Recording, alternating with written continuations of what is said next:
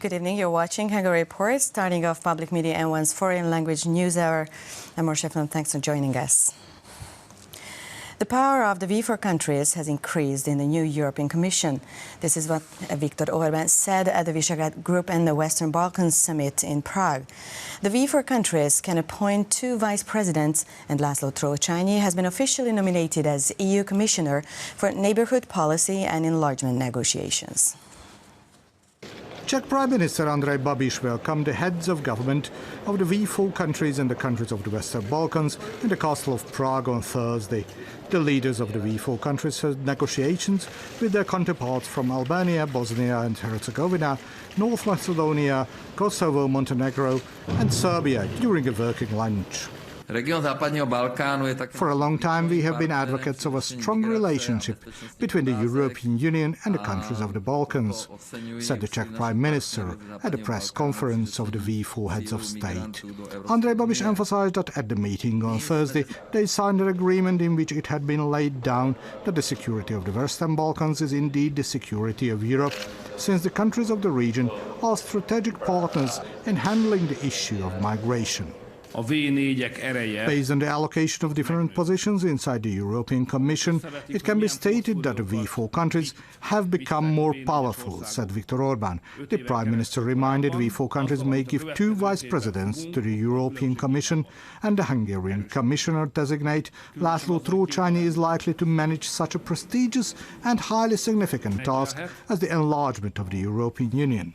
We have nominated a person who worked in the Venice Commission for years, who served as a judge of the Constitutional Tribunal as well as Minister of Justice. So if there is someone who really understands the complicated aspects of the whole enlargement procedure, then it's our nominee. I do hope that he will receive the support which is needed, Viktor Orbán said. As for the enlargement of the Union, the Prime Minister pointed out that if the EU had not fallen asleep and had admitted North Macedonia, Montenegro and Serbia as a member state, there would not have been several million illegal migrants in Western Europe today. The Prime Minister assured the states of Western Balkans of Hungary's support and said their admittance to the EU is not a burden, but rather a possibility for the Union, which will become even stronger with their accession. Commemorations continued on the 30th anniversary of the opening of the border. The First Lady of Hungary, Anita Herceg, at the commemoration in Munich, said that by welcoming thousands of East German families, Father Imre Kozma and the Hungarian volunteers of the refugee camps made a life-changing decision and brought the dream of European unity to life with their human service. The border crossing of Hegyeshalom was loud of joy, jubilation and honking 30 years ago. Hungary opened its border on the 11th of September for East Germans heading to the west.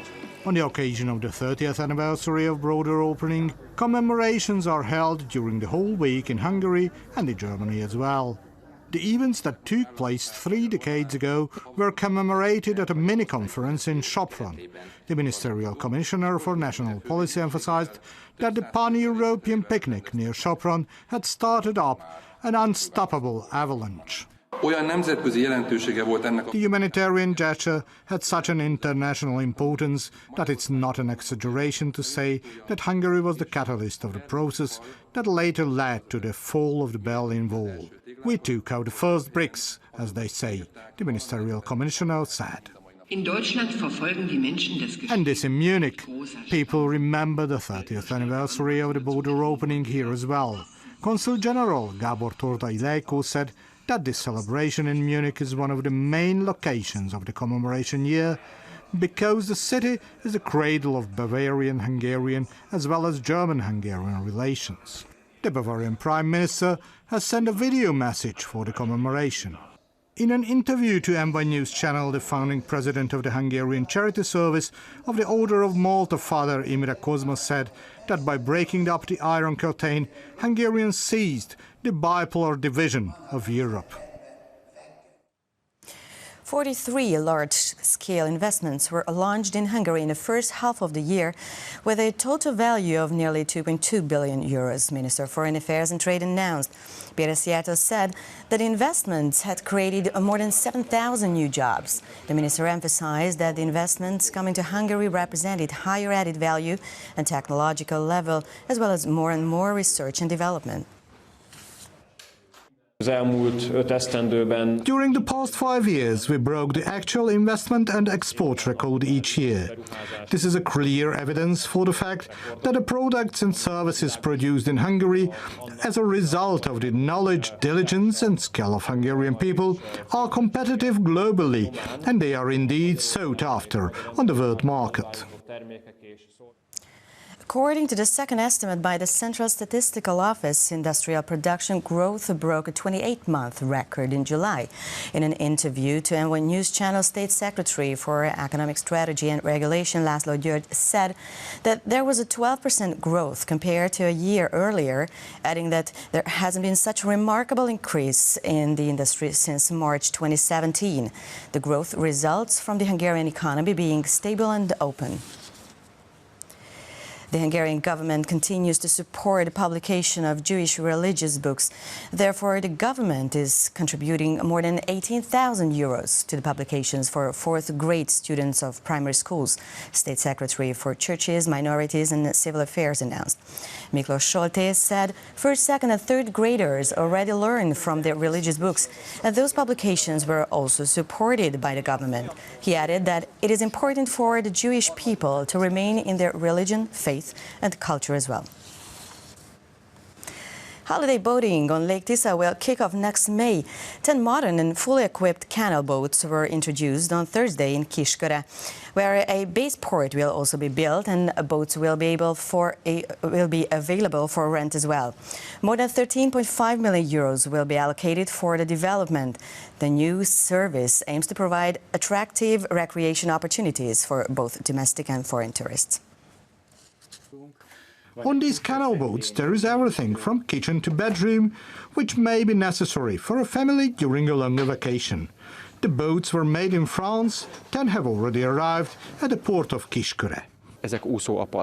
In fact, these are floating apartments. They are very slow and safe, and they can be steered very easily, because they were designed to be driven by people who are not professionals, says the communication manager of the program. From May next year, Kisköre is going to be the base port of the canal boats. Till then, 10 more boats will arrive. The project is currently in a trial period. Later on, a mooring place for the boats, a hangar and other facility buildings will also be constructed. The development cost 13.5 million euros. It's hoped that the investment will attract both domestic and foreign tourists to the region. These are the most modern and most fully equipped vessels. We do hope that when the next season starts, not only these 10 canal boats, but the other 10 will also be here. We also hope that in next year these boats will be operating at a good utilization rate, said the government commissioner. The mayor of Kisköre pointed out that a large number of people are working on providing the proper attention to Lake Tisa. She emphasized that the investments will have a positive effect on the economy of the whole region as well. In addition to canal boats, the government is supporting the Lake Tisa region with other investments also. According to plans, the local beach will be modernized, a rafting place will be developed at the dam of Kisköre, and a bicycle route will be built between Poroszló and Tiszafüred as well.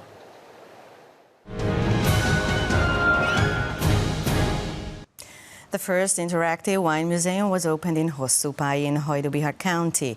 The exhibition presents the Nyírség wine region, which was seized 60 years ago. Visitors can get acquainted with the 300-year history of the historical region's wine production and viticulture in an interactive way. The wine museum was opened in the Olga Garden, which was once famous for growing of grapes as well. In Lignum, forestry and wood industry trade fair in Sopron is held traditionally at the second weekend of September to showcase the most advanced woodworking tools as well as a number of garden, street and plain ground wooden tools. Professional lectures are also held at a nationally renowned exhibition for all those interested. Visitors can enjoy wood turner shows, outdoor sculpture making and do-it-yourself shows as well.